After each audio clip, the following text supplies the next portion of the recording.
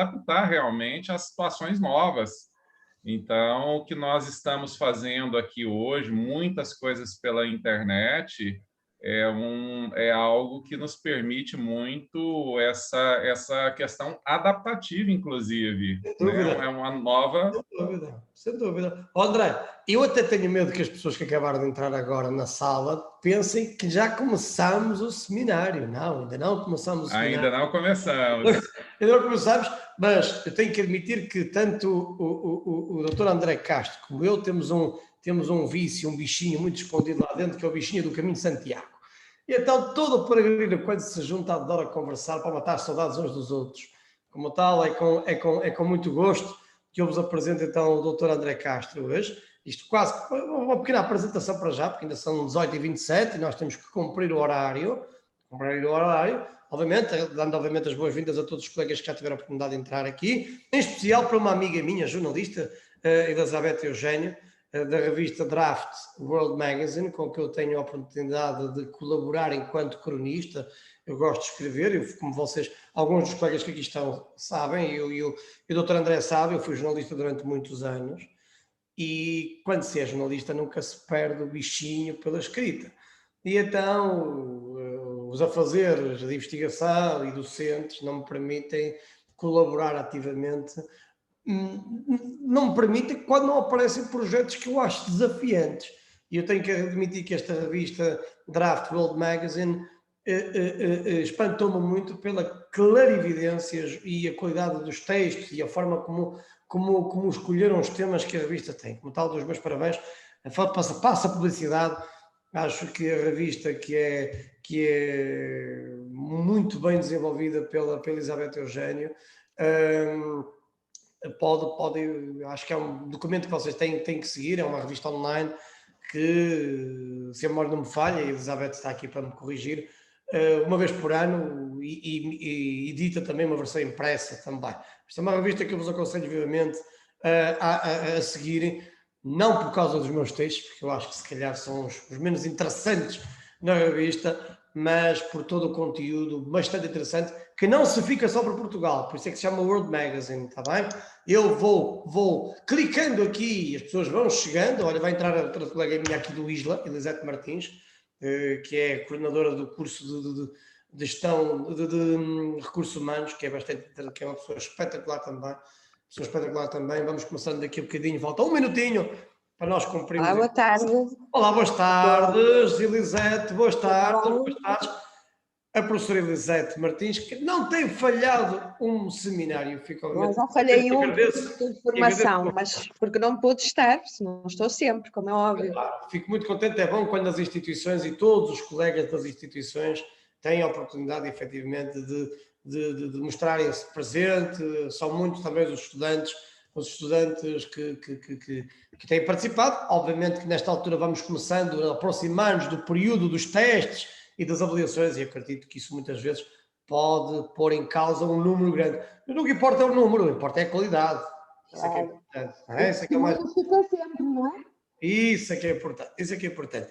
Então, são 18h30 e como vocês sabem, eu tenho uma grande... Vai lá, em Portugal diz-se, uma grande panca quanto à pontualidade.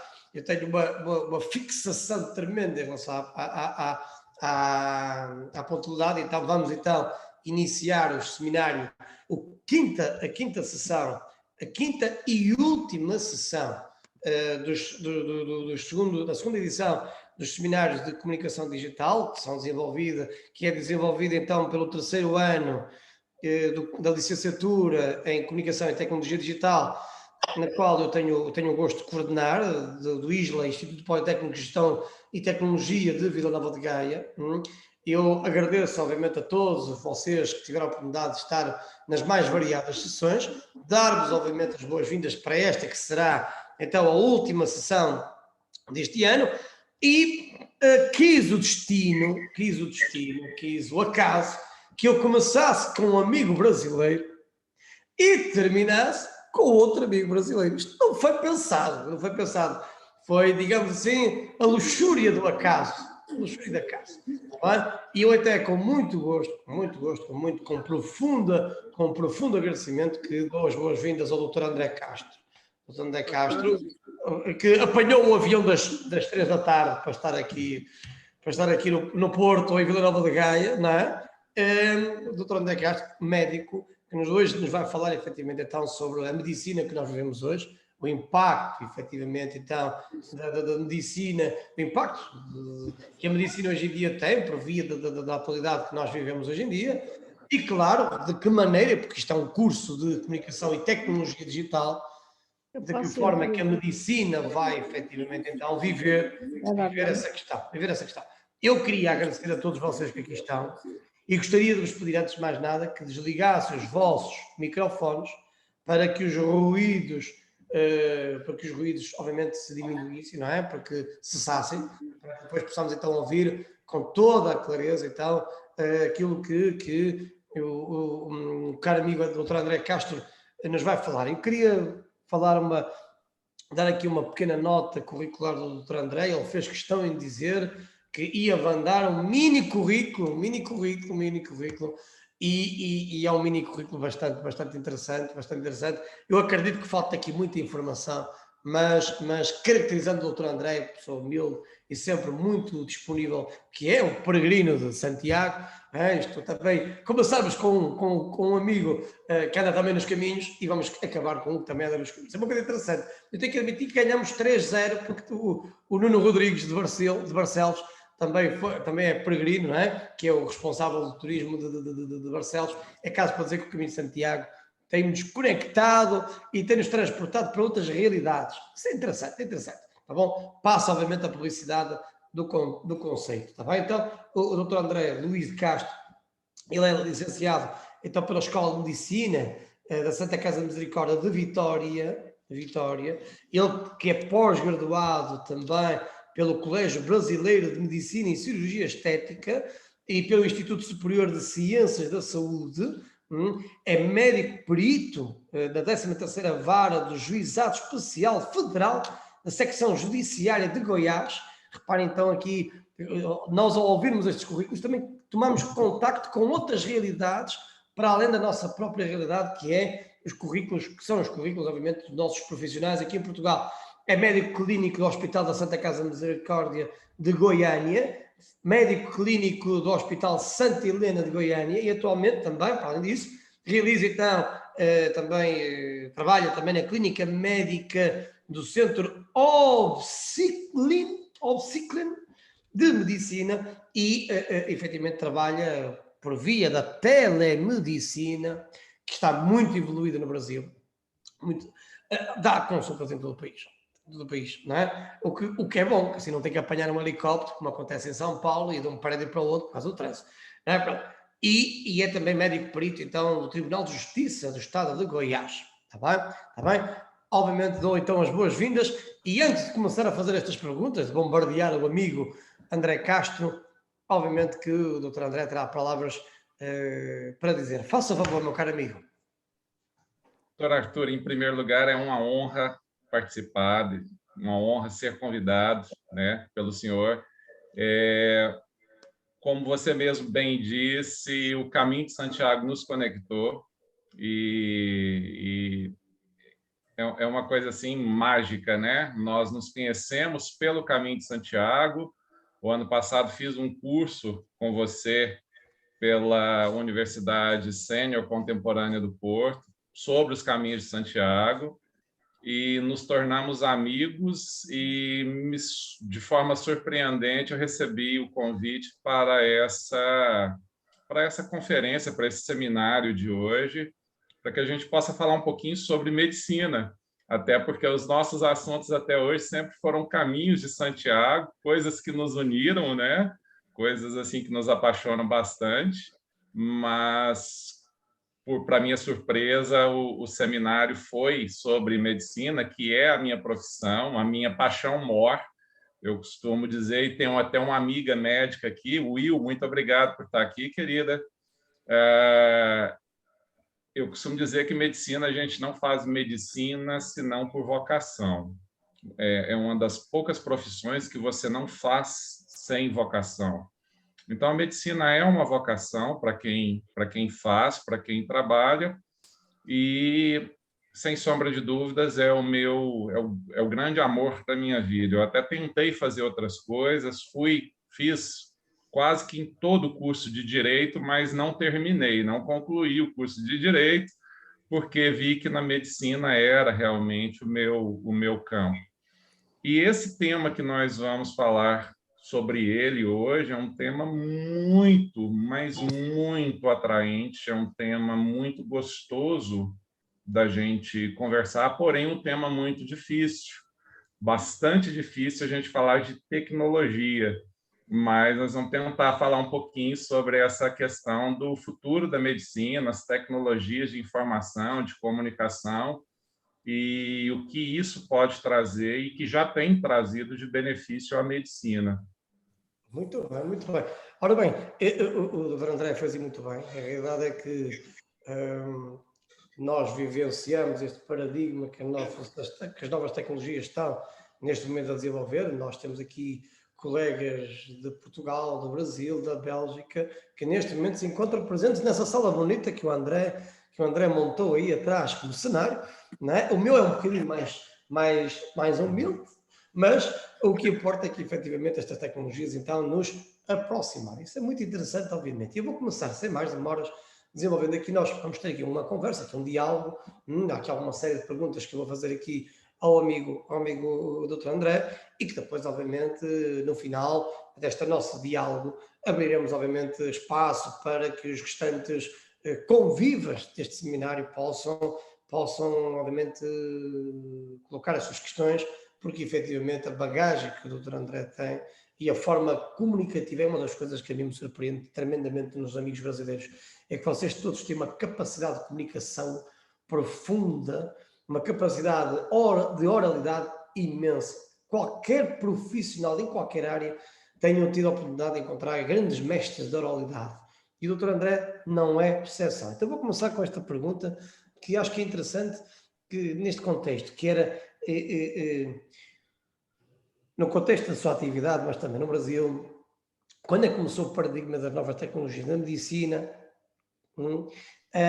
e de que forma é que esse mesmo paradigma e essa utilização das novas tecnologias, quais foram os desafios impostos por essa telemedicina, se é que podemos chamar assim? Eu acredito que não é só a telemedicina, nós temos também medicina, temos também tecnologia nas análises, nos exames e tudo isso, não é só na telemedicina ao nível das consultas, há toda uma série de tecnologia à volta, há toda uma série de comunicação entre os vários departamentos médicos, e obviamente que esse paradigma trouxe coisas boas e coisas menos positivas, correto?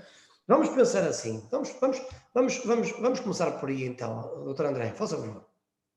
Vamos, perfeito. Bom, antes até da gente responder, entrar dentro do mérito da sua pergunta, é muito interessante a gente colocar que na medicina existe uma certa dificuldade para que a gente possa inserir tecnologias no sentido assim de como telemedicina, coisas dentro desse nível. Por quê? Porque a medicina ela é tida não só como uma ciência, mas principalmente como uma arte, e uma arte feita de ser humano para ser humano. Então, quando a gente fala num mecanismo em que tende a distanciar uma pessoa da outra, né? Ou seja, de evitar o contato físico, isso muitas vezes traz um certo bloqueio, inclusive pelos próprios órgãos reguladores. Então, a gente acaba tendo uma certa dificuldade de usar, né? Até o ano passado, a gente tinha muita dificuldade em quebrar essa ideia, porque justamente por conta disso, antes até de ser uma ciência e uma ciência em constante evolução, a medicina é uma arte com mais de 5.000 anos de história e que foi fundamentada sobre alicerces de humanismo, de contato entre seres humanos, de exames presenciais. Então, quando você fala numa tecnologia como telemedicina, se existiu até certo ponto um certo receio de se inserir isso. Em 2019, o Conselho Federal de Medicina, antes da pandemia, que a pandemia ela chegou aqui para a gente em março de 2020, mas em 2019, a pedido de alguns grandes centros brasileiros, o Conselho Federal de Medicina baixou uma resolução autorizando o uso da telemedicina no Brasil. Isso facilitaria muito, por exemplo, pessoas que se deslocavam de centros menores para São Paulo, que é o centro mais avançado tecnologicamente falando na medicina do Brasil. Isso permitiria que pessoas pudessem se consultar à distância e com especialistas de hospitais de grande porte. O conselho, que seria o correspondente à Ordem dos Médicos aí de Portugal, aqui no Brasil a gente fala Conselho Federal de Medicina, o conselho ele relutou, mas aprovou, só que ele teve que revogar a resolução porque foi feito de uma forma sem conversação com os regionais. Então, não foi colocado à discussão com os conselhos regionais essa questão da telemedicina. E o Conselho Federal foi alvo de grandes críticas por conta disso, por conta de ter baixado uma resolução sem a discussão com os regionais. E sem discussão com a própria classe médica também. Era algo que, ao meu ver, a gente não teria como fugir. A evolução, ela faz com que isso seja necessário. A evolução da ciência, a evolução das tecnologias, dos meios de comunicação, faz com que isso seja necessário. Só que, da forma que foi feito, foi uma forma que ficou meio que a berlim das escuras, e foi muito criticado, e eles revogaram.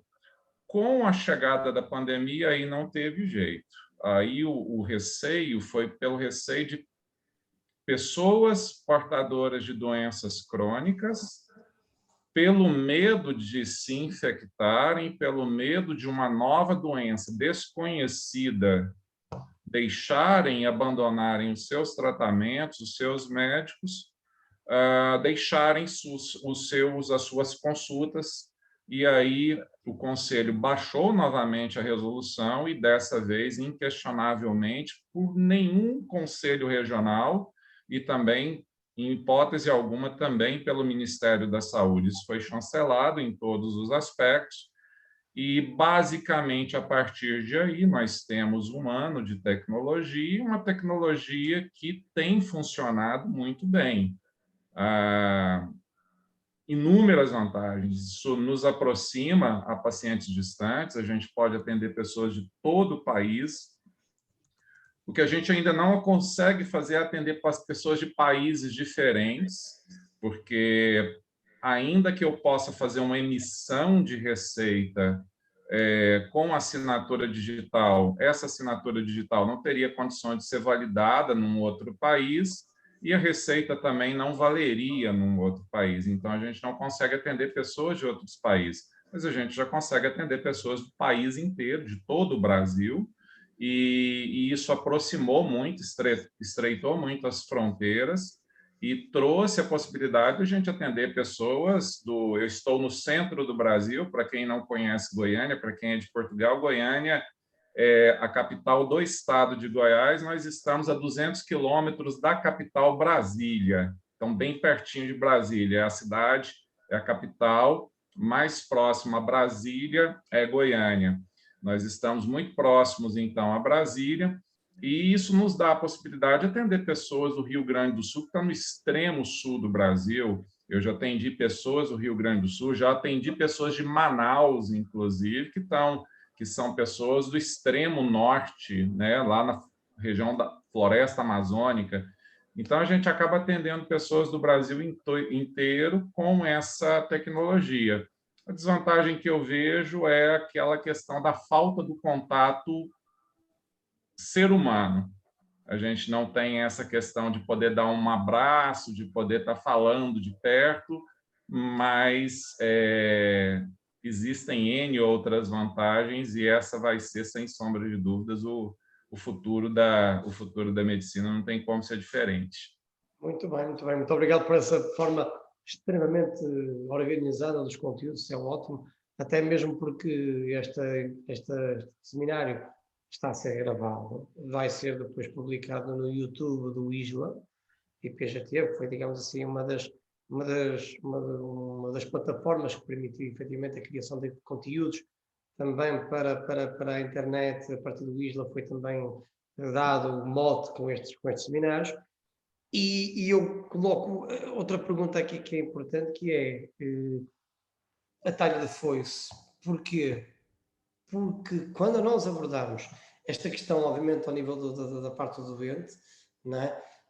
No entanto, esta tecnologia também ajuda a que haja essa plataforma de entendimento entre os vários departamentos médicos, entre vários hospitais, não é? Por exemplo, haver um paciente que possa estar, por exemplo, num hospital que não tenha uma determinada tecnologia para fazer este ou aquele exame, e o outro hospital ter esse mesmo equipamento.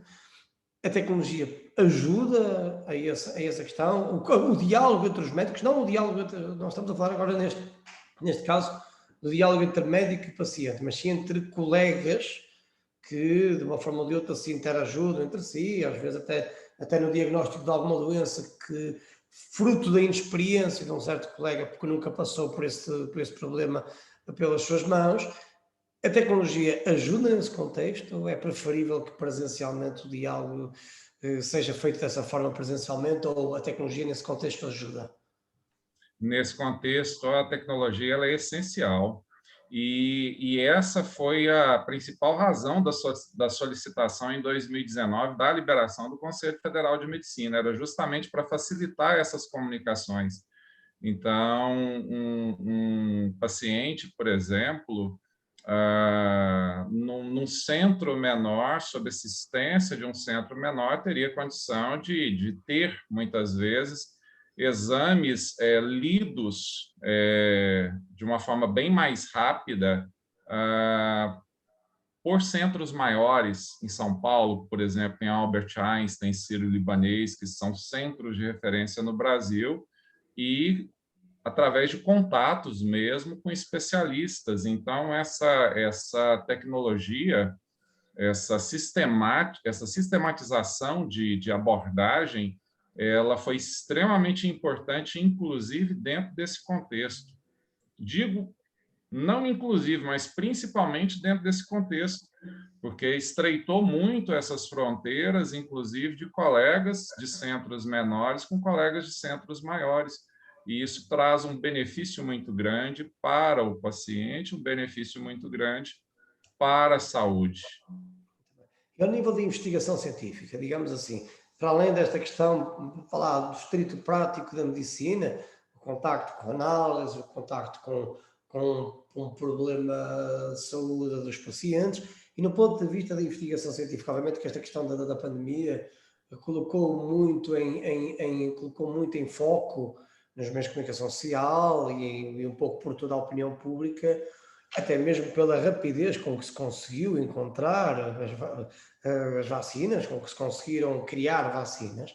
A realidade é que se começou a dar, e já estou a falar aqui obviamente na perspectiva portuguesa e europeia, e posso não ter uma imagem correta do Brasil, mas a realidade é que as pessoas começaram a tomar muito mais consciência da importância da investigação científica nas mais variadas áreas, não só no ponto de vista da saúde, mas também do ponto de vista sociológico, psicológico, todas aquelas áreas que efetivamente estudam o comportamento humano, porque nós efetivamente vivenciamos um confinamento que é contra a natura e que deixa marcas efetivamente psicológicas no ser humano em todas as gerações.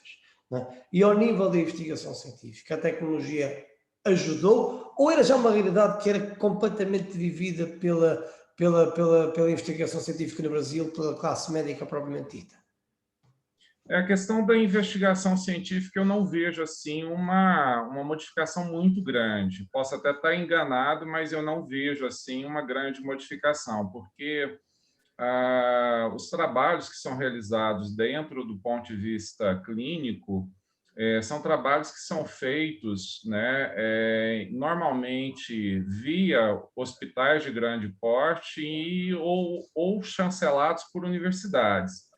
Então, as pesquisas científicas feitas aqui, elas normalmente têm a chancela ou o apoio de um hospital de grande porte, até porque são pesquisas que são caras, elas são caras de serem realizadas. Então, acaba precisando dessa verba, precisando desse patrocínio, acaba tornando-se inviável. Normalmente, são pesquisas feitas dentro do ponto de vista presencial mesmo, ou seja, você vai fazer um estudo, por exemplo, numa pessoa para determinar se tal medicamento é efetivo quando comparado a um placebo. Por exemplo, é um estudo que a gente chama na medicina de duplo cego, onde nem o investigador e nem o paciente conhece o que está usando, se está usando um medicamento ou se está usando um placebo. Então, esse tipo de trabalho, né, que é muito usado no meio médico, é feito sempre presencial, com a participação de universidades, hospitais de grande porte. Então, em relação ao campo de pesquisa científica, não mudou muita coisa.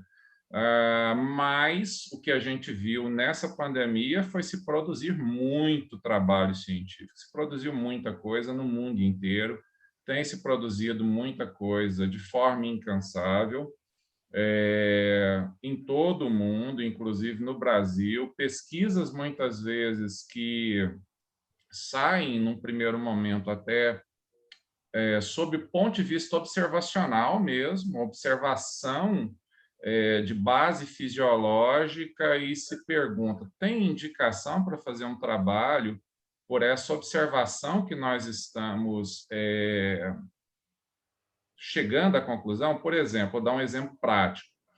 Um grupo de colegas perceberam que a população masculina calva ela tinha maior propensão a desenvolver formas graves de Covid.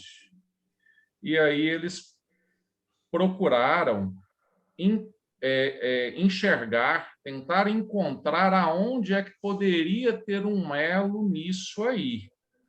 Bom, população masculina calva, sem outras comorbidades, só a questão da calvície. Seria falta do estradiol, o estradiol, que é o hormônio feminino, em quantidade, em concentração mais baixa. Então, a primeira pergunta que eles fizeram é: o estradiol, que é o hormônio feminino, ele protege a mulher? Chegaram à conclusão que não era bem o estradiol. Aí perceberam, começaram a questionar: será a testosterona, que no homem está mais alta do que a mulher? Chegaram à conclusão que não era a testosterona, mas sim um metabólito ativo da testosterona, que é a dihidrotestosterona. E aí, em parceria, durante a segunda onda, lá em Manaus, eu acredito que deva ter chegado aí em Portugal as informações de pessoas que morreram, inclusive por falta de oxigênio. Durante essa fase de doenças muito graves, um grupo de pesquisadores conduziu um trabalho em parceria com o hospital e com pesquisadores internacionais,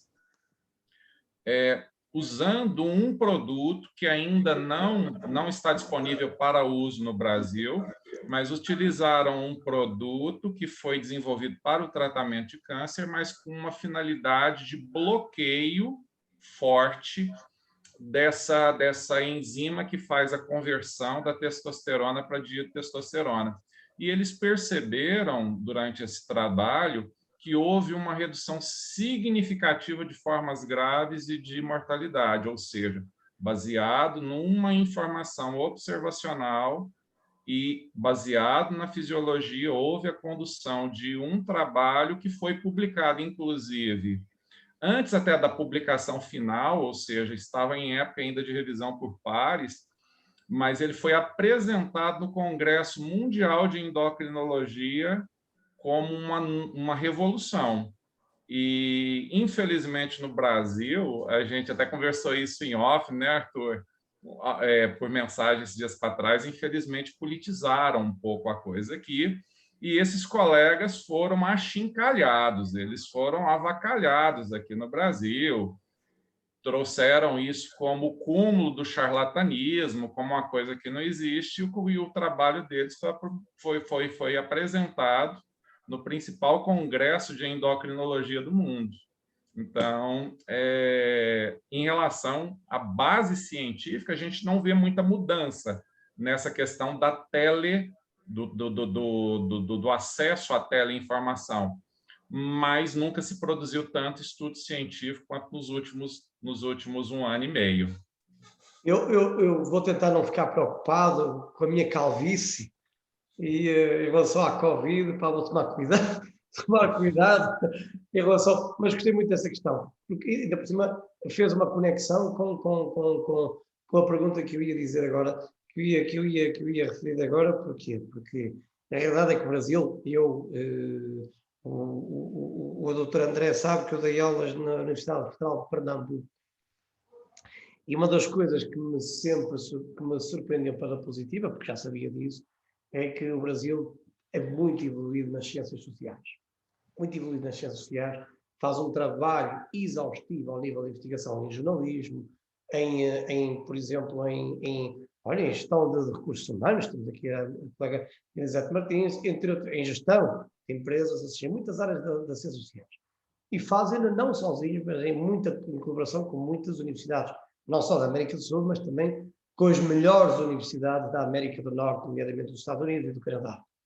E, efetivamente, a ponta de diálogo que vocês desenvolveram, do ponto de vista das ciências sociais, é muito forte.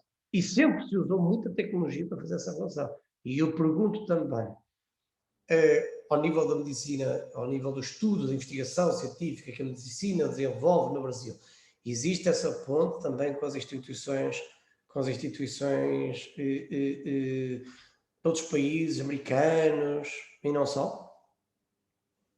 Em relação, sem sombra de dúvidas, essas pesquisas, principalmente pesquisas conduzidas em grandes centros, como São Paulo, Rio de Janeiro, Minas Gerais, Rio Grande do Sul, Brasília, elas normalmente são sempre feitas em parcerias com outros centros. Então, existe, sim, uma participação muito grande.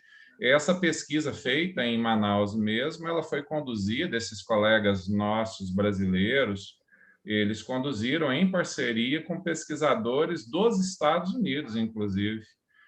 Conseguiram trazer essa medicação, que no Brasil ela ainda não está registrada, mas ela foi aprovada para essa pesquisa pelo Conselho de Ética em Pesquisa. Eles conseguiram trazer basicamente porque o laboratório que produz o medicamento, ele se interessou pelo estudo que eles iriam fazer e foi feito em parceria com essa universidade norte-americana. Porque se eles fossem fazer uma pesquisa científica bancada por eles mesmos, eles não conseguiriam, porque é muito dinheiro envolvido. Então, por exemplo, eles tiveram esses 2 pesquisadores que contribuíram com essa pesquisa em parceria com essa universidade norte-americana, se eu não me engano, acho que da Califórnia. Eles tinham uma outra pesquisa para eles fazerem, que já estava aprovada. Inclusive, a Organização Mundial de Saúde estava esperando o resultado dessa pesquisa deles, porque seria com a ivermectina, e estava esperando o resultado da pesquisa deles para que eles pudessem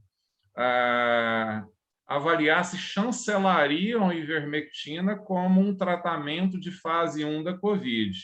Só que de uma forma que eles mesmos, e eu vi os dois falando, o Dr. Ricardo Zimmermann e o Dr. Flávio Cadegiani, eles disseram assim que não souberam por quê, mas que o laboratório fabricante da ivermectina, de repente, não se sabe por quê, retirou o patrocínio que daria para a pesquisa.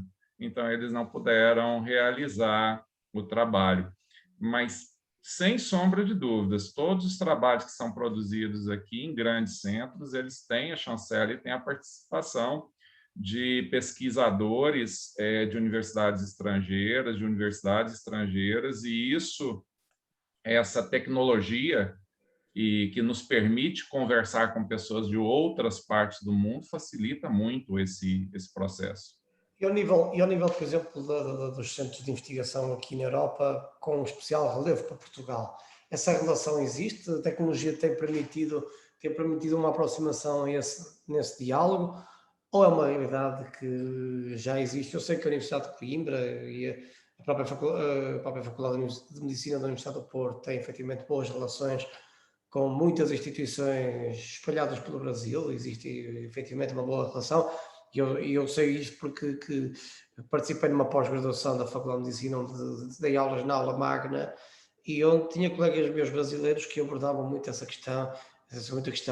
Eu, digamos, trabalhei na parte do envelhecimento ativo por via da Universidade de Cena Contemporânea, onde refleti um bocadinho sobre a experiência da Universidade de Cena Contemporânea nesse sentido, e naquela altura, isso já em 2012, 2013, já havia sabia que essa relação existia.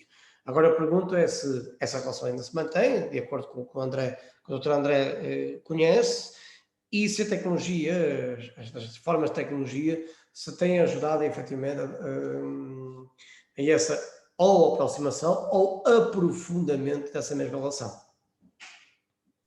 Não tenha dúvida disso. É uma relação que já vem desde a década passada, né? Brasil-Portugal, e existe essa questão de um tratado de proximidade. Eu não sei, não me lembro aqui agora o nome desse tratado, que aproxima muito Brasil e Portugal em relação à questão das pesquisas e de proximidades em níveis universitários, mas existem várias universidades brasileiras com parceria com as universidades portuguesas.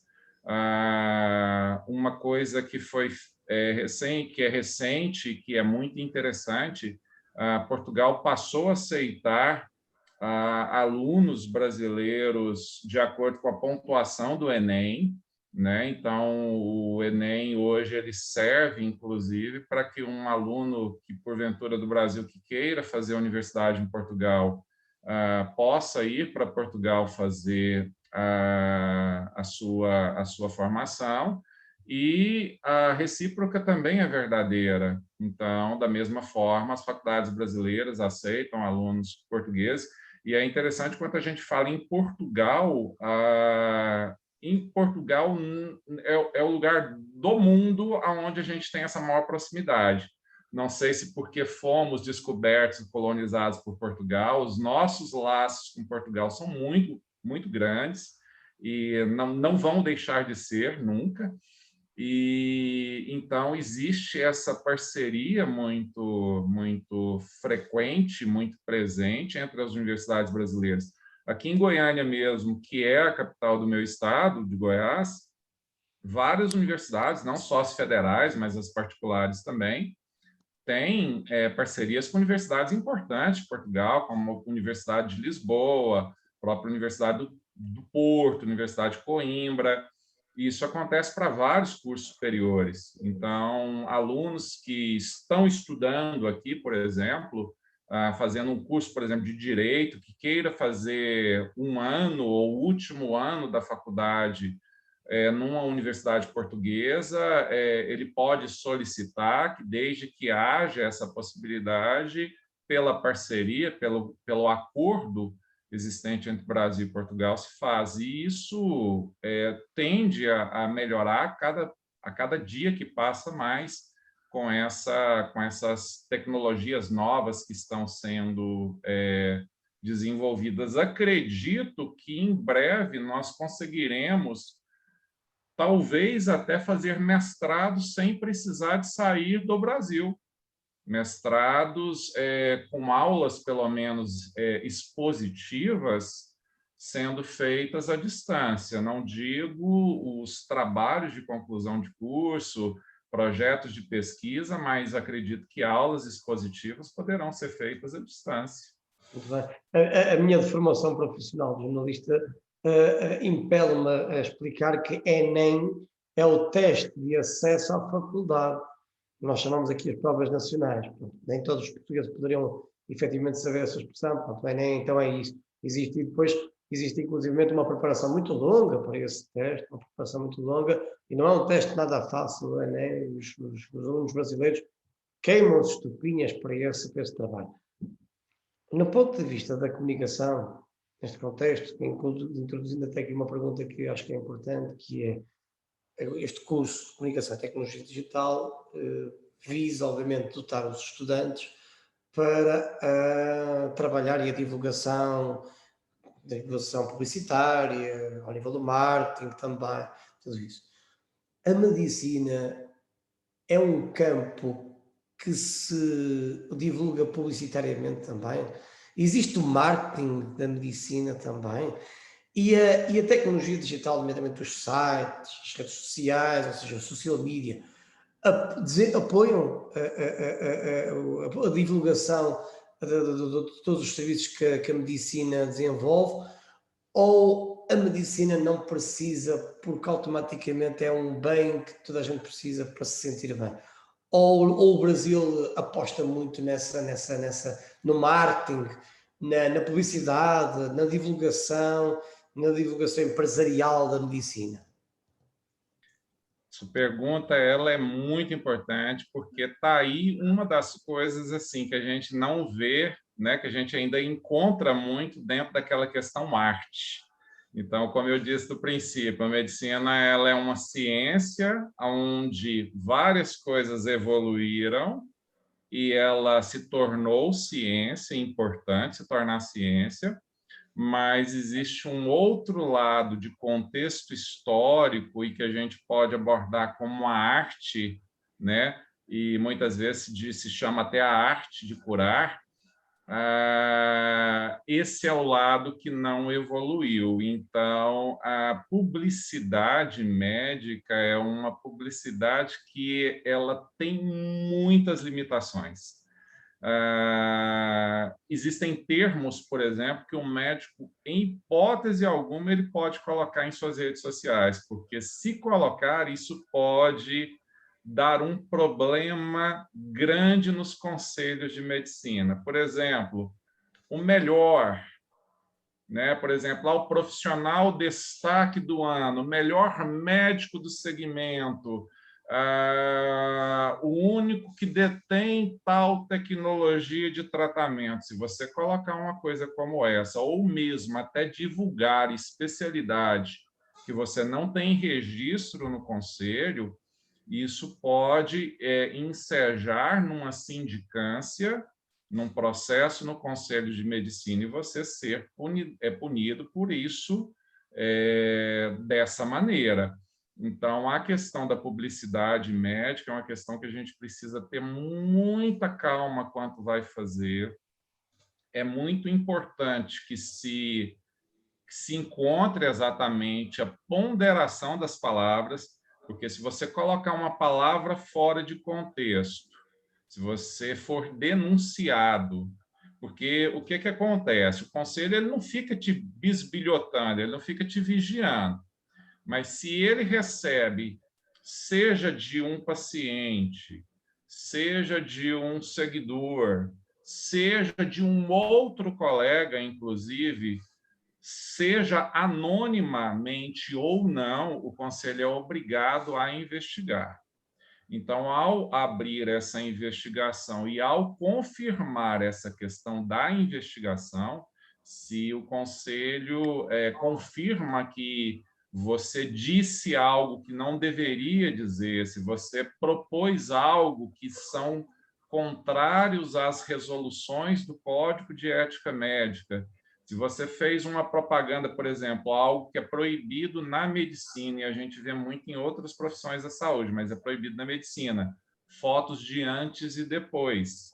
E a gente vê isso muito acontecer, inclusive em perfis médicos mesmo, colegas se arriscando, colocar antes e depois de paciente, antes da cirurgia plástica, depois da cirurgia, ou antes do emagrecimento, depois do emagrecimento.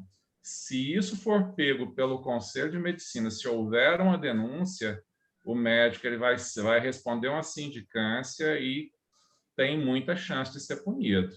Então, a publicidade médica foi uma coisa assim que não evoluiu, e não evoluiu no sentido de preservar aquela questão do lado humanístico, do lado artístico, daquele lado, vamos dizer assim, apaixonante mesmo da profissão, que vem de muitos e muitos anos. Então, ao passo em que a gente evolui algumas tecnologias, por exemplo, hoje cirurgia feitas por robô, depois a gente pode até falar sobre isso, né? Porque está dentro da tecnologia.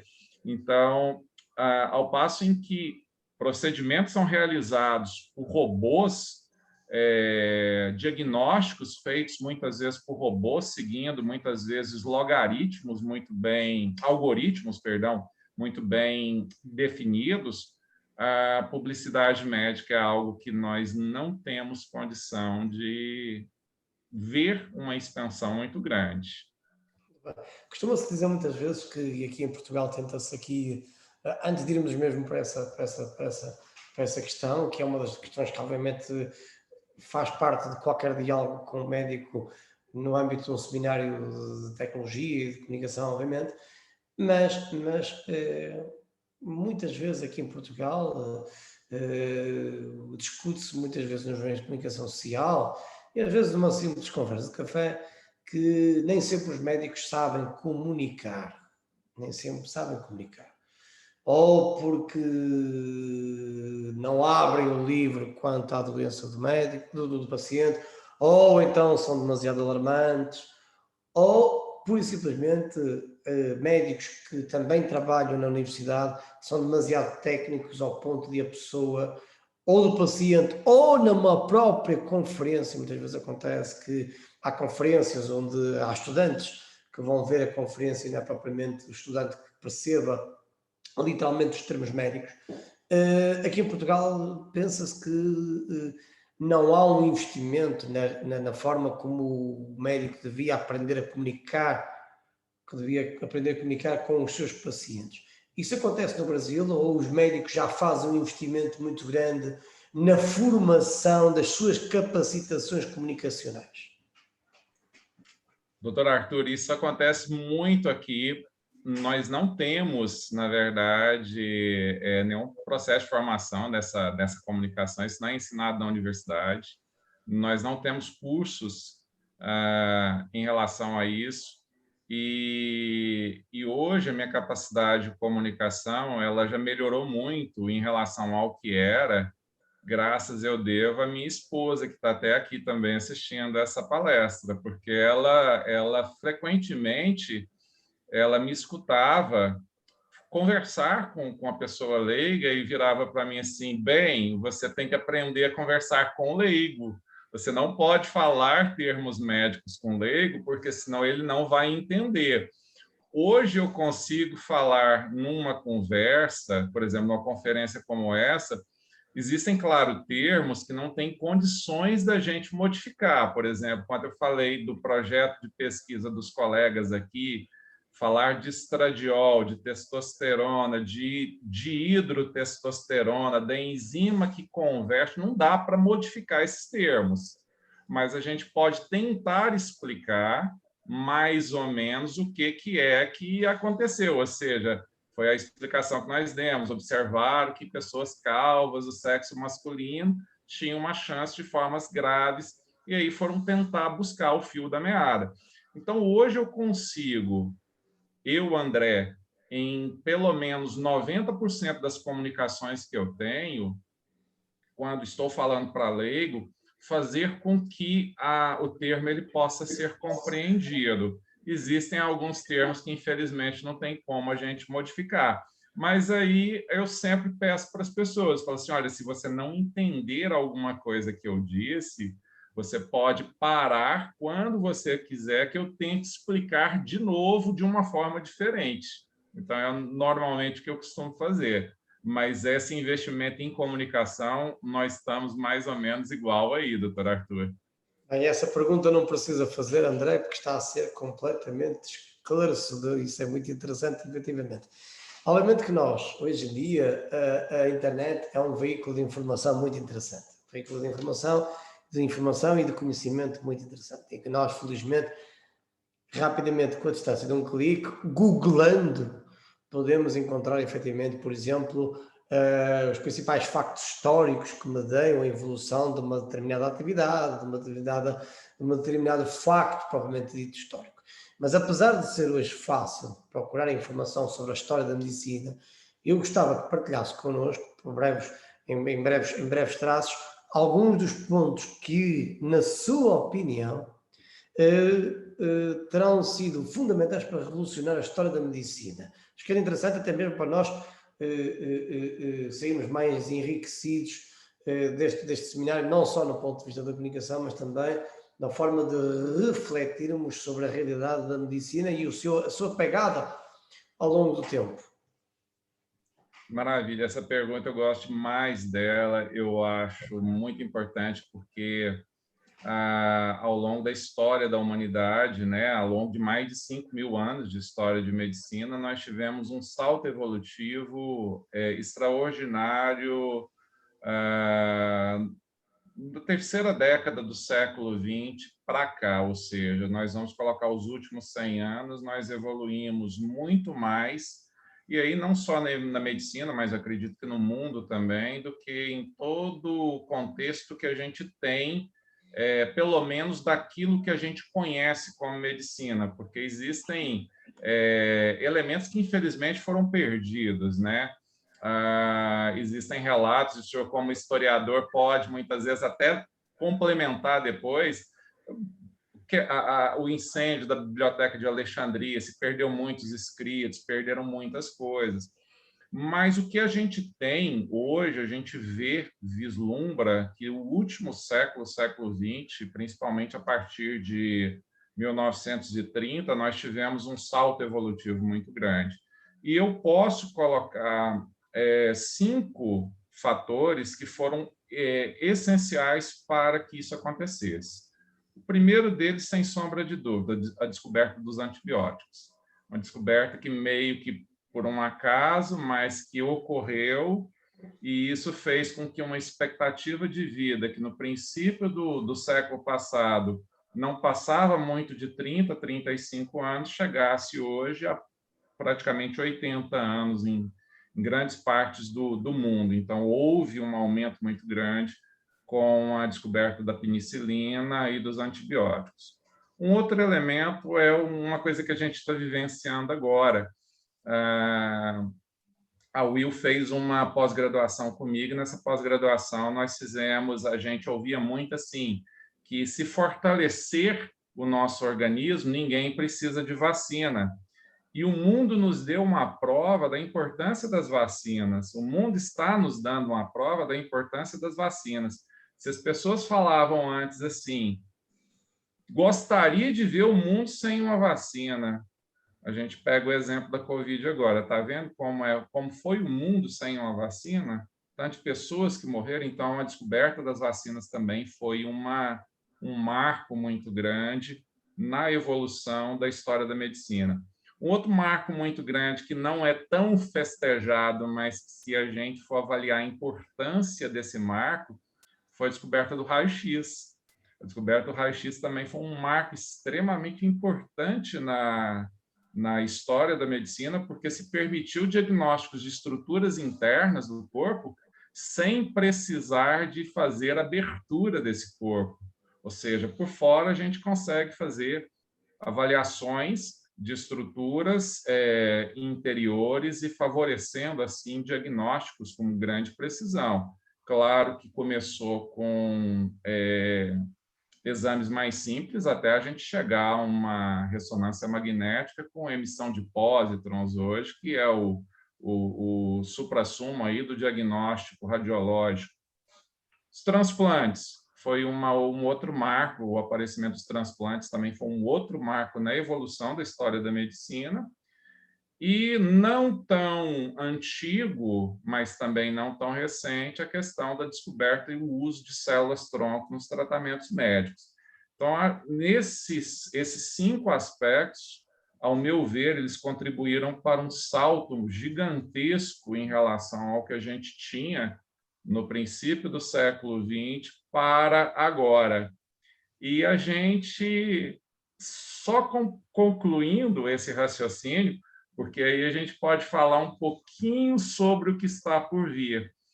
Tem muita coisa ainda para vir, e isso me traz uma... Eu fico extremamente emocionado quando eu falo disso, porque tem coisas que estão sendo descobertas agora e que vão ser o futuro. Então, por exemplo, nós estamos falando hoje de física quântica, de saúde quântica. Quando eu fiz segundo grau, antes de entrar no curso superior, o átomo era a menor unidade de matéria conhecida. Hoje a gente já sabe que o átomo não é a menor unidade de uma partícula. Existem partículas subatômicas e partículas que vibram e que são energia. Então, imagina o desenvolvimento de ferramentas tecnológicas que consigam detectar o funcionamento dessa energia, e isso pode mudar completamente, inclusive, os rumos da forma que a medicina é feita. Então, tem muita coisa ainda. Nós já tivemos um salto muito grande, mas o senhor imagina o salto que a gente não pode ter ainda de agora para frente. Muito bem, muito bem. Então, e nesta questão, vai aqui obviamente, levar-nos então a essa questão, obviamente, do futuro da medicina,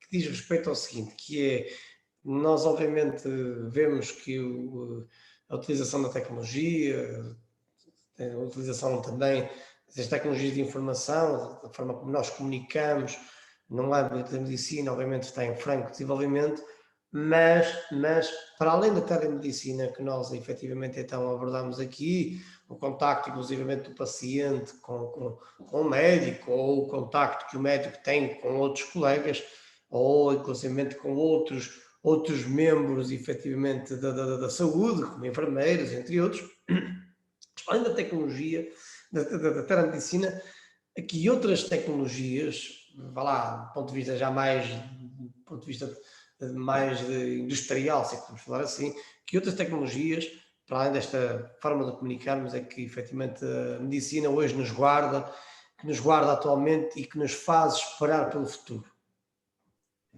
Então, existem ferramentas que já são utilizadas em alguns outros setores que eu vejo como muito importantes, poderão ser aplicados em breve dentro da medicina. Em alguns casos já são aplicadas até, mas não de forma tão corriqueira, e sim de forma experimental ainda.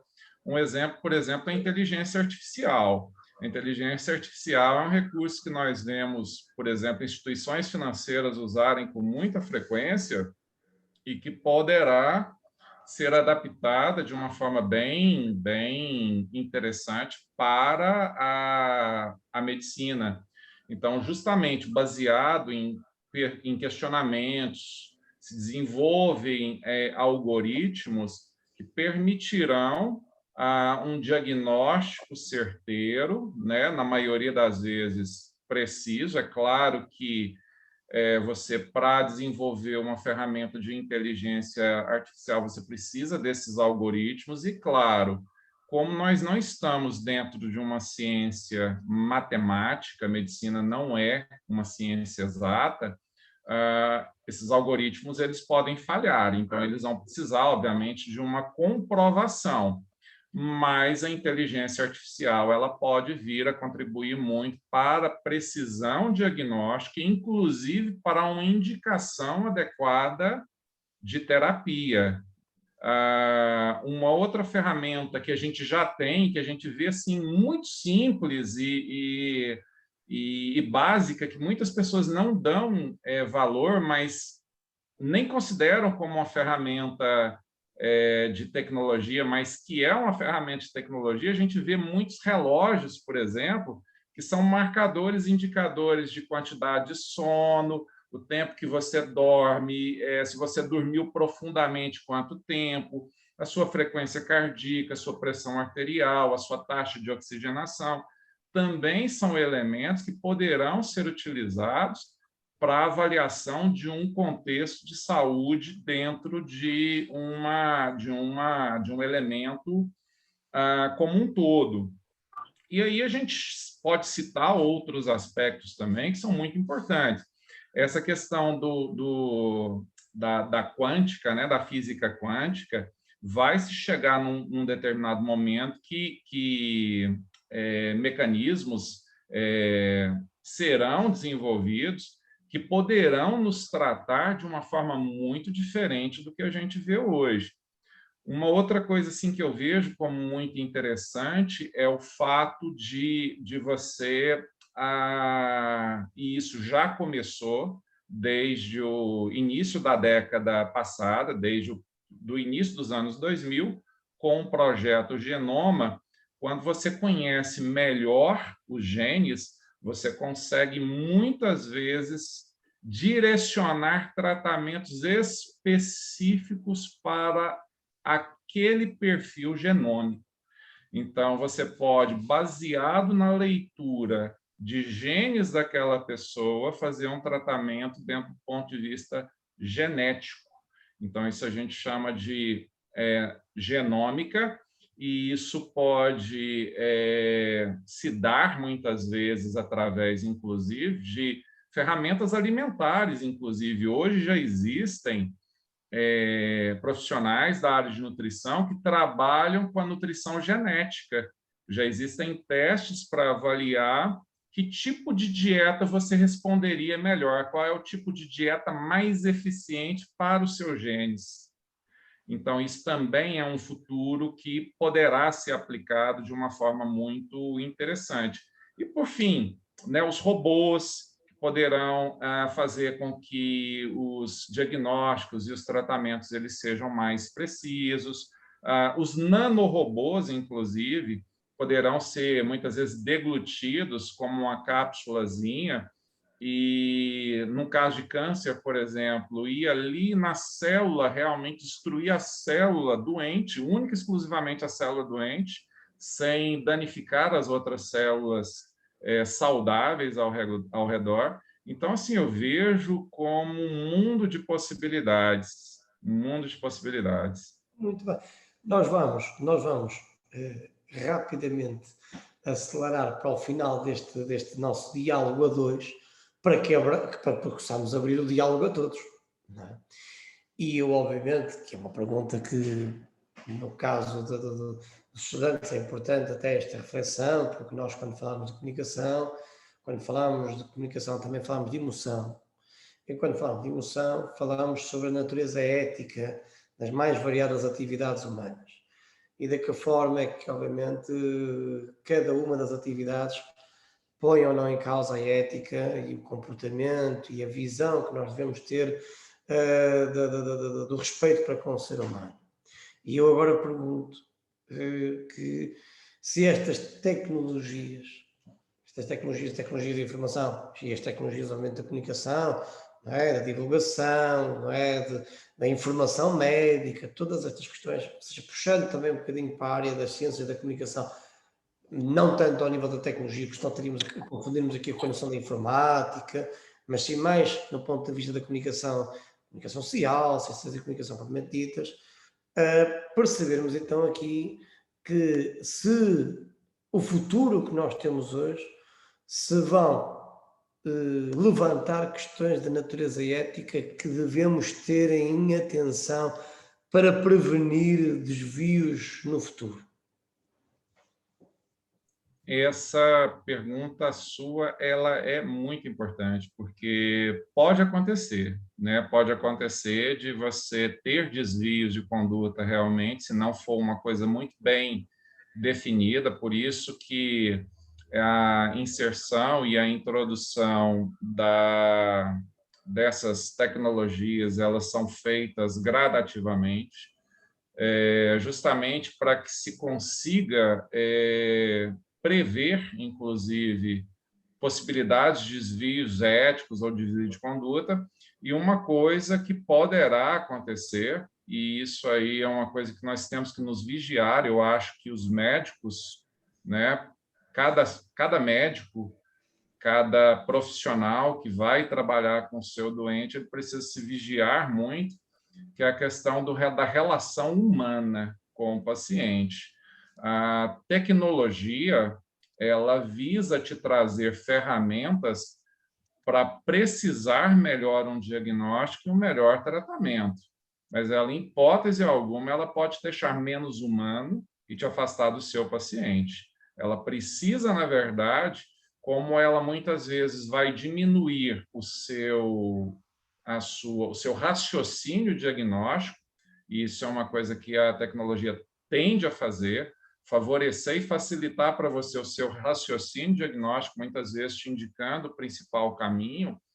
Nós, como profissionais da medicina, não podemos, em hipótese alguma, nos permitir que isso nos afaste dos nossos doentes. Pelo contrário, já que nós vamos ter um raciocínio diagnóstico, muitas vezes diminuído em relação ao que a gente tinha, ou seja, a gente precisava de fazer muito mais esforço para raciocinar, nós vamos ter que investir muito mais no lado humano. Nós precisamos nos aproximar muito mais, personalizar muito mais esse tratamento, se aproximar muito mais dos nossos doentes, porque isso vai fazer muita diferença, porque senão aquilo que se teme na medicina ela vai acontecer. E é justamente por isso que essas ferramentas elas são inseridas devagarzinho, porque se teme de se perder o lado humano da profissão. E esse é um lado que não pode perder.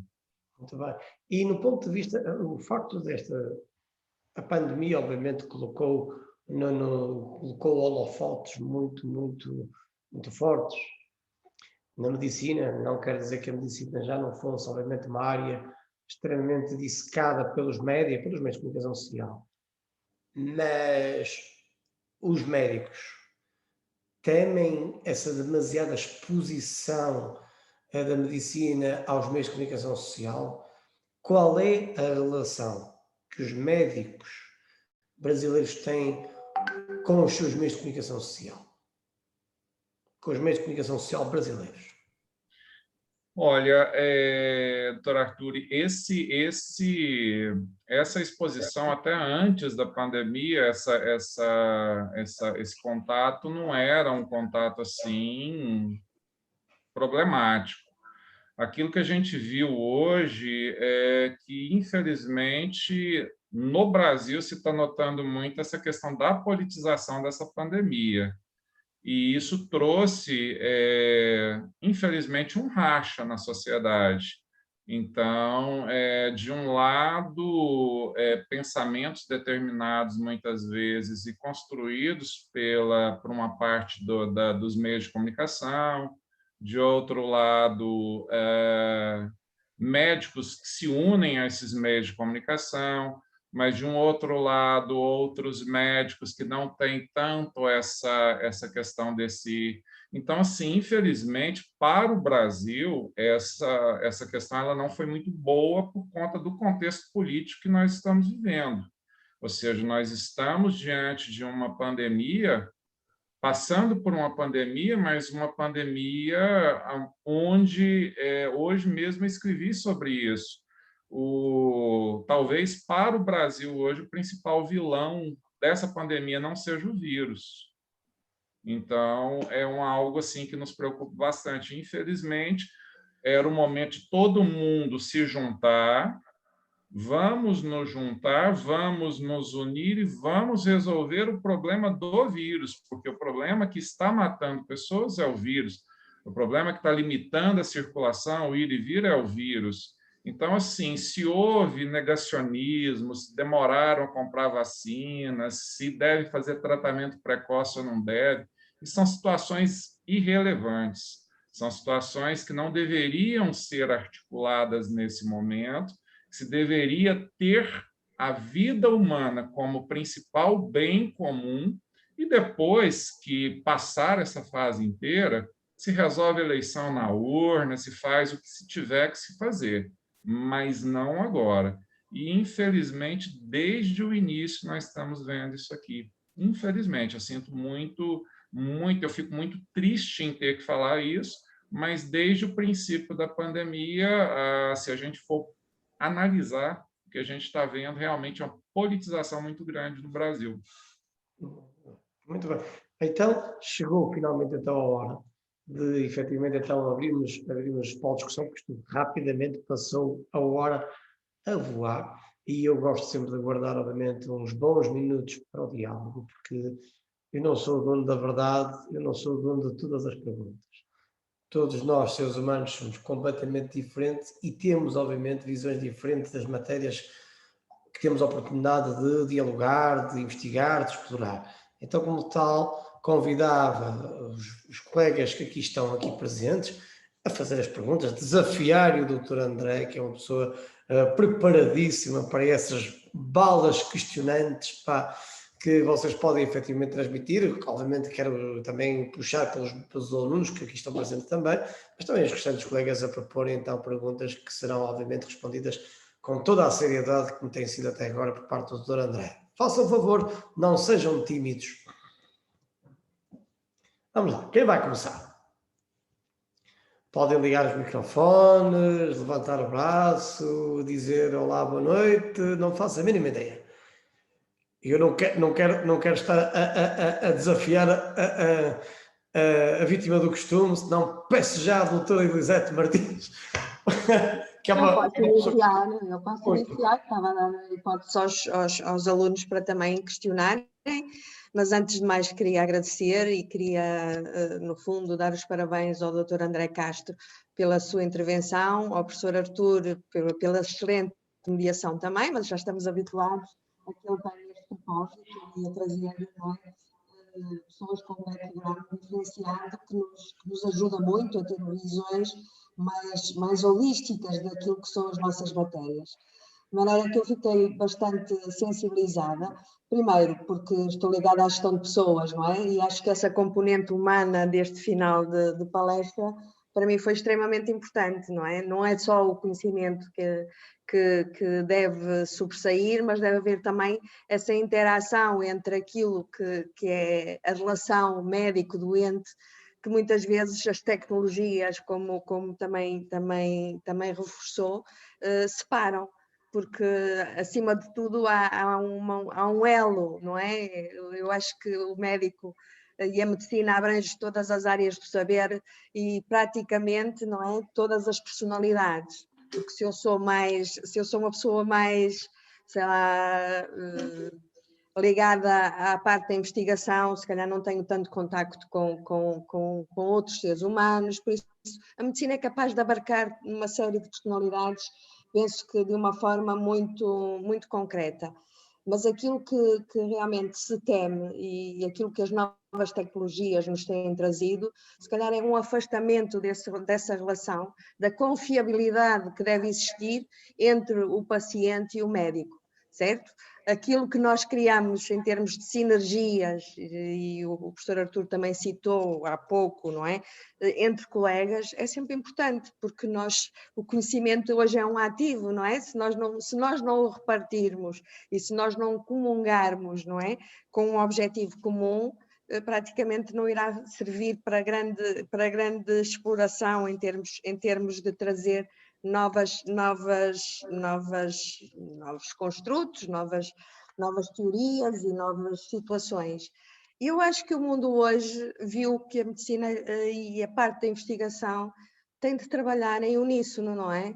Esta vacina, que eu por acaso fui levar, porque já tenho 60 anos e fui convidada para ir tomar a vacina, mas é se calhar fruto de sinergias de académicos em termos de medicina a nível global.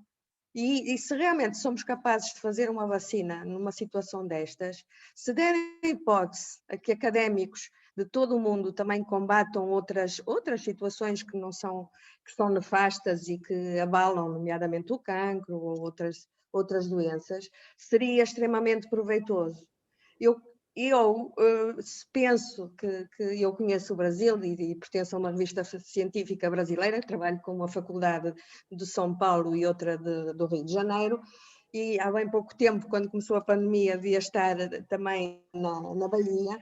Eu penso que é extremamente importante estes laços que se vão criando com ideias novas, com discussões acesas, porque da discussão nasce a luz, e eu acho que a medicina tem um papel fulcral atualmente, que todos nós temos de reconhecer o mérito do conhecimento quando ele trabalha com sinergias e que é capaz de um bem maior, porque muito bem, nesta altura estamos numa guerra invisível e acho que o bem maior é todos fazerem a sua parte, mas haver esta ajuda que é preciosa, porque eu acho que desde que me conheço sempre vi a medicina como algo que está para ajudar e não só para fazer dinheiro, não é?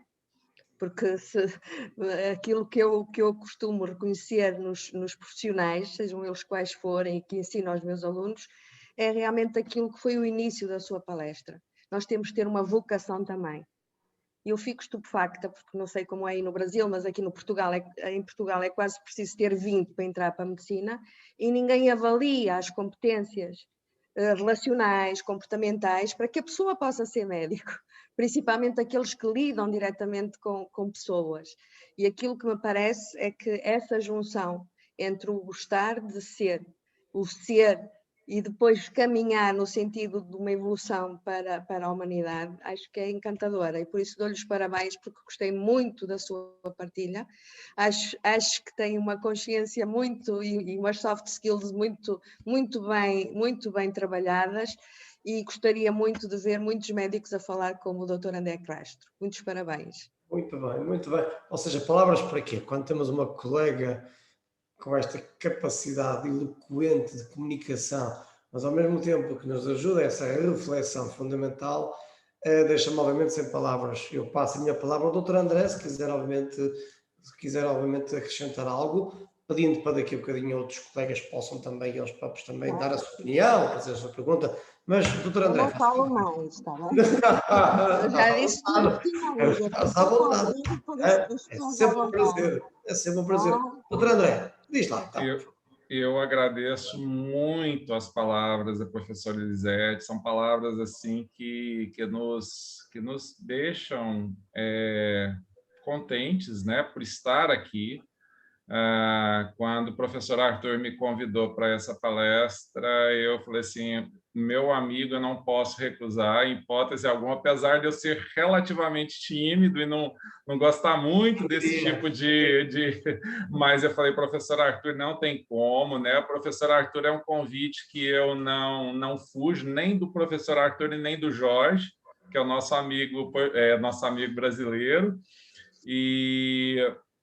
E as palavras da professora Elisete me deixam extremamente contente, extremamente feliz, porque são palavras que realmente, em síntese, ela conseguiu sintetizar tudo aquilo que foi dito em poucas palavras. Então, só tenho que agradecer, né, por essa... que agradecemos, doutor, nós é que agradecemos. E uma coisa assim fantástica é que nós não podemos perder a nossa humanidade. Isso é o ponto chave, né? Nós não podemos perder a nossa relação com o ser humano. Nós precisamos entender que, de outro lado, independentemente de tecnologias que nós dispusermos, existe uma pessoa do outro lado, com seus medos, com seus receios, uma pessoa que tem sentimento, uma pessoa que é pai de alguém ou que é mãe de alguém, que é esposo ou esposa de alguém, filho de alguém, e que quer estar vivo e saudável. Isso é uma coisa que a gente não pode esquecer. Então, independente de tecnologia, independentemente do que a gente tiver, é extremamente importante que a gente não esqueça disso. Muito bem. Alguma mais perguntas que gostariam, obviamente, de colocar ao Dr. André, que seria, obviamente, muito interessante para continuar este diálogo pelo tempo que nos resta. O tempo já não é muito, mas eu penso que ainda há lugar para mais perguntas, sobretudo para parte dos estudantes aqui presentes. Façam um favor, vamos lá. Estamos todos muito tímidos hoje em dia. Muito tímidos. Vamos lá. Mais perguntas aí, seja de colegas aqui portugueses. Tenho aqui um que eu vou desafiar. Nuno, meu caro amigo Nuno, que é meu aluno. Olá, professor. Do ano. Como está, meu caro amigo? Está bonzinho? Estou sempre ótimo. É sempre uma boa fotografia. Nuno, uma pergunta aqui para o Dr. André, que tem muito gosto de te ouvir. Anda lá. Uma pergunta que tinha e pode ser boa ou má é em relação ao novo 5G. Se pode ser assim tão benéfico ou não a nível da medicina. Vamos lá, Dr. André. A questão do 5G é uma tecnologia que é inicial e existem alguns estudos científicos que mostram que o 5G ele pode ser danoso à saúde, mas é uma coisa que carece ainda de maiores comprovações. E aí, quando a gente fala em dano à saúde, entra muito dentro daquele perfil quântico que eu coloquei anteriormente, pelo fato das subpartículas vibrarem e constituírem energia. Existe uma teoria, que não é majoritária, que afirma que essa tecnologia de ondas eletromagnéticas produzidas por própria onda de telefonia celular, especialmente até a de 5G, poderia interferir com essas ondas, com essas energias vibracionais, e com isso causar uma desestabilização do corpo, do organismo. Mas, como eu disse, isso aí não é uma teoria majoritária, isso carece de pesquisa científica, é uma tecnologia que está chegando agora, pode ser que traga outros grandes benefícios. Então, o que eu te diria é o seguinte, Nuno, precisamos aguardar um pouquinho mais. Ok, tá, muito obrigado. Por nada. Boa tarde, eu gostaria de fazer uma pergunta. Boa tarde. Tudo bom, André? Ingrid, aqui de Salvador, que está falando. E, na verdade, eu queria parabenizar vocês, né?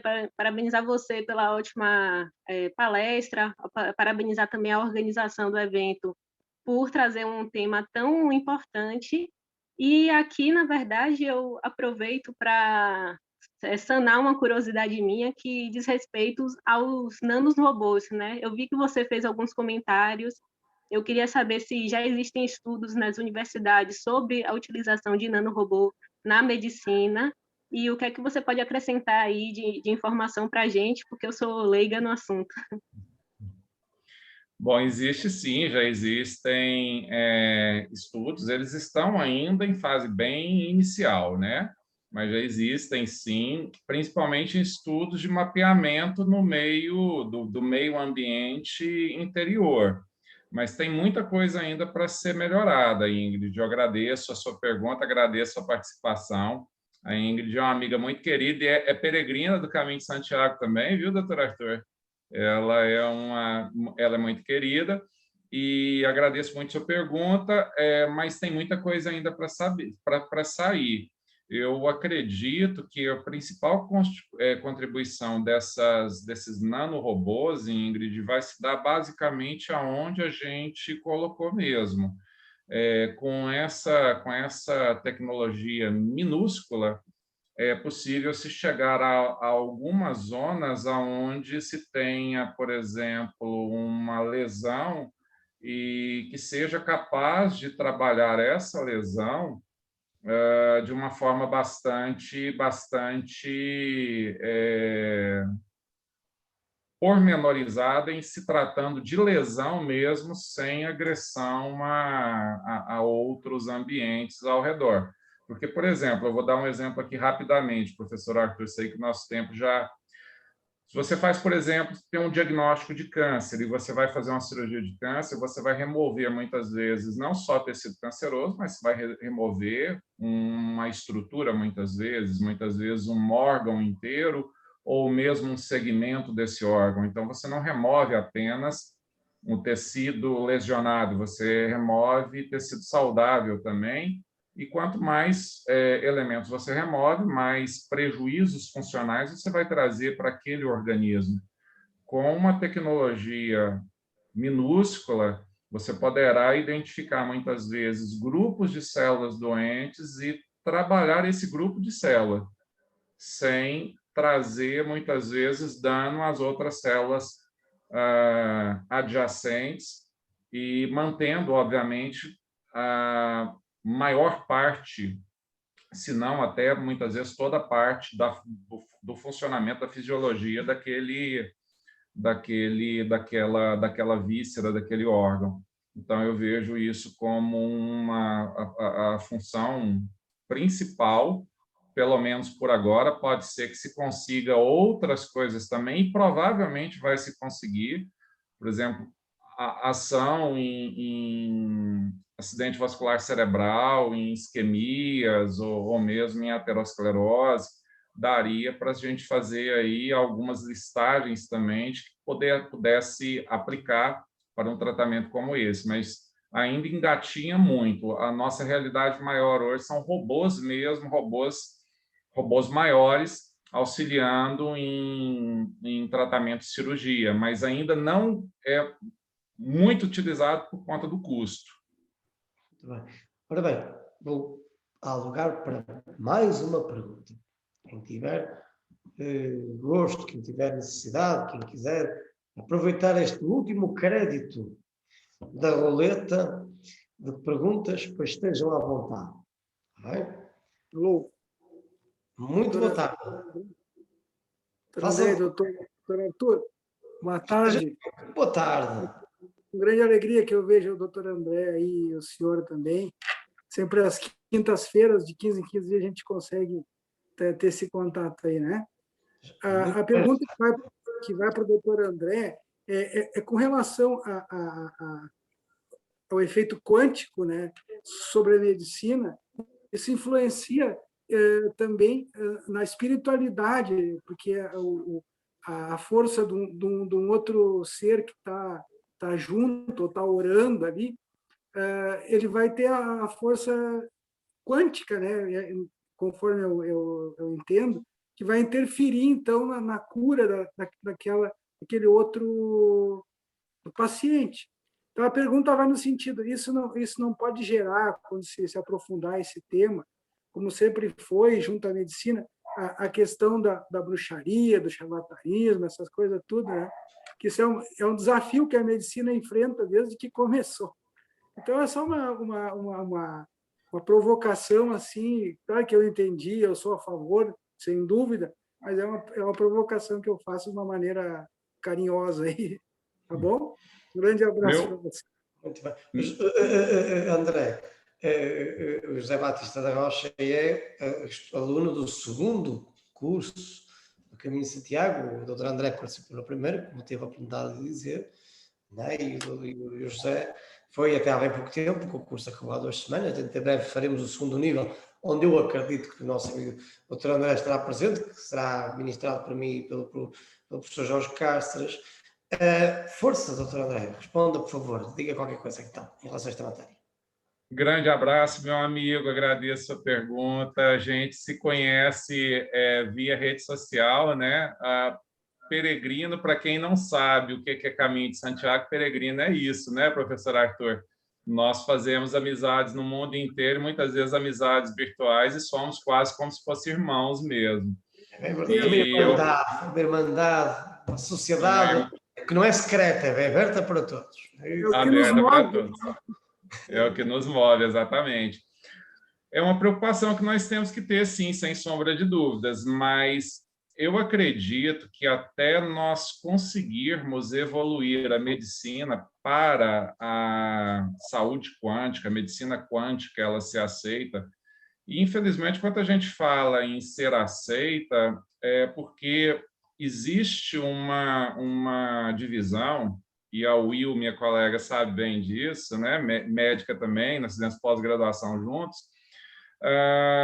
Existe uma tendência diferente da medicina ocidental para a medicina oriental, certo? Então, assim, quando a gente fala em saúde quântica, em questões desse nível, nós estamos, muitas vezes, abordando mais uma parte de prevenção e que tem uma raiz na medicina oriental, que é onde surgiu a medicina, mas que, num determinado momento, houve não acredito que tenha sido principalmente na Idade Média, aonde normalmente houve meio que uma cisão, e a medicina oriental ela ainda tem uma característica preventiva e a medicina ocidental ela adotou muito a característica de diagnóstico e de tratamento. Então, assim, quando você fala em interferências energéticas dentro do ponto de vista espiritual, quântico, na esfera energética de uma pessoa, se você falar isso lá na Índia, se você falar isso lá na China, eles não vão ver problema algum. Porque é uma medicina que tem 5.000 anos que ela é assim. E aí, num determinado momento, nós perdemos grande parte disso. E na medicina ocidental se criou muito o conceito do palpável, aquilo que precisa ser palpável. Então, nós vamos ter que realmente retrabalhar, né? E aí é onde eu digo que vai precisar surgir instrumentos capazes realmente de comprovar essas teses. Já se consegue ter comprovações de algumas coisas, mas não de todas, outras coisas muitas vezes são até hipotéticas, mas vai precisar de surgir ferramentas capazes de comprovar para que a gente possa romper com o preconceito, porque senão a questão vai ser essa mesmo, charlatanismo, bruxaria, isso aí não é a boa prática médica, porque a prática médica ela é baseada naquilo que a ciência é capaz de comprovar. Então, assim, só o tempo, talvez nós não peguemos isso, meu amigo, talvez nós não veremos isso. Eu acredito que talvez aí nossos netos, talvez nem filhos, possam até pegar isso, mas com certeza acho que nós não pegaremos. Para a gente poder pegar isso aí, eu acho que a gente teria que ir lá para o Oriente, viu? Muito bem. E então, Obrigado. eis-nos chegados então ao fim deste seminário. Quero obviamente agradecer ao Dr. André Castro a amabilidade que teve então em estar presente, em obviamente transmitir-nos com a sua capacidade de comunicação que o caracteriza.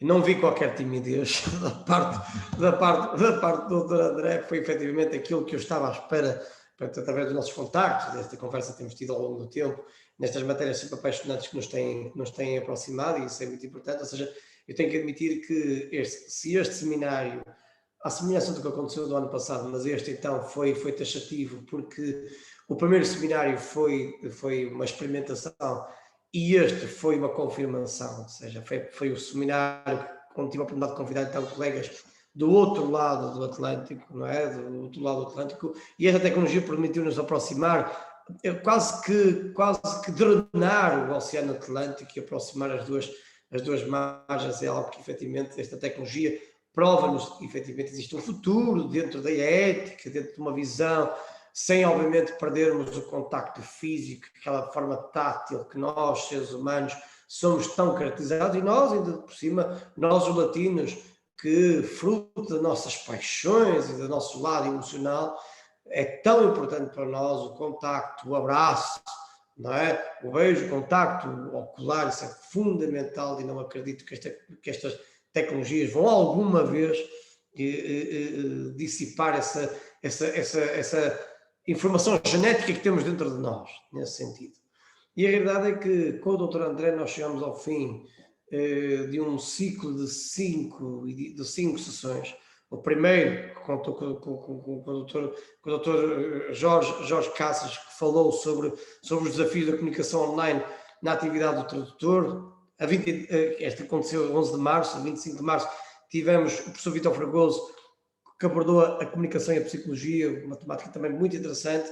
No ponto de vista mais prático para os estudantes de comunicação digital, tivemos Luís Vandovas, da empresa gráfica Satori, que nos falou sobre a criatividade de comunicação e a imagem da marca no city branding, como divulgar, como fazer publicidade das cidades, por exemplo. E há 2 semanas tivemos a divulgação turística do património cultural, da arte popular nos médias digitais, por parte da doutora Ana Branca Carvalho e do doutor Nuno Rodrigues, deste último do turismo de Barcelos, também ele muito ligado também a estas questões, obviamente, do património cultural dos caminhos portugueses a Santiago de Compostela, e fechámos, tenho que admitir, com chave de ouro, porque acho que foi muito profundo, não cabe a mim em agradecimento ao doutor André, agradecendo obviamente então a sua presença e, claro, muito em especial a todos aqueles que durante estas 5 sessões tiveram então o gosto e o carinho de estarem aqui presentes. Muitas vezes não é fácil, digo sinceramente, não é fácil convencermos as pessoas a estarem aqui presentes. Sabemos nós que hoje em dia temos muitas matérias à nossa volta, muitas solicitações que muitas vezes nos fazem virar costas ao conhecimento e àquilo que as pessoas, todos nós podemos efetivamente incluir de conhecimento em cada uma das pessoas que passam por nós. E eu tenho que admitir que ainda falta muito para convencer estudantes e outros colegas para abraçarem a importância e, sobretudo, a oportunidade extraordinária, eu diria mesmo transcendental, de podermos ouvir pessoas como o Dr. André, como o Dr. Jorge, o professor Vítor, entre outros. Porquê? Porque se isto está efetivamente no YouTube, e eu convido-vos a todos a recordarem estes seminários no YouTube, o YouTube não fala connosco. Nós não podemos fazer uma pergunta ao YouTube, ao seminário. Então eu acho que o facto de não participarmos ou não investirmos na participação deste tipo de eventos vai nos fazer perder uma oportunidade excelente de contactarmos pessoas, ou seja, fazermos o networking fundamental que estes eventos proporcionam, vai-nos perder a oportunidade de adquirirmos conhecimento profundo neste contexto de pandemia e ao mesmo tempo vai-nos tornar mais pobres porque não tivemos a oportunidade de fazer aquela pergunta que, se tivéssemos estado presente, nos permitiria. Doutor André, uma última palavra antes de fecharmos, por favor. Doutor Arthur, para encerrar, eu quero só agradecer, né? Agradecer o seu convite, a professora Elisete, a todos que puderam estar aqui, a minha querida amiga Will, que eu já não vejo há um tempo, né? Que a gente não se via há muito tempo. Quero agradecer a todos, a minha esposa, todos que estão aqui, né? Que dedicaram 1h30 do seu tempo para estar aqui conosco, nos escutando, nos ouvindo e tornando esse momento um momento muito importante. Sou só gratidão, agradeço de coração, e estar entre amigos fica muito mais fácil de nos comunicar, de manter a linearidade do pensamento. Muito obrigado, doutor Arthur. Muito obrigado. Quem me conhece sabe que todas as minhas aulas, e isto é uma aula, no âmbito do 3º ano da licenciatura de Comunicação e Tecnologia Digital, todos aqueles que me conhecem sabem que eu termino sempre as minhas aulas com uma expressão que é a seguinte: meus amigos, façam todos o favor de serem felizes. Está bem, meus amigos? Muito obrigado pela vossa presença. Está bom? Até ao próximo seminário. Está bem? Muito obrigado a todos. Muito obrigado. Está bem? Muita saúde. Muito obrigado. Forte abraço para todos. Obrigada. Obrigado.